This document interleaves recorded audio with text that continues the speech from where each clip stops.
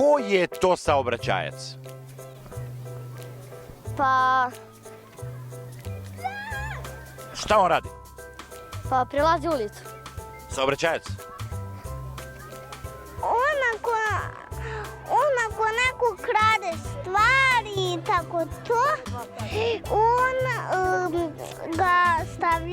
on ga hapsi, stavlja u zatvor. A postoji još jedna vrsta policajaca, ona zaustavlja u brzini. Kako zaustavlja u brzini?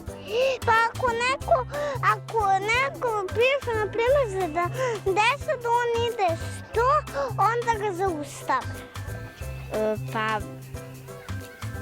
policajac. Ili policajka? Da. I oni vode računa o? Da neko ne pređe.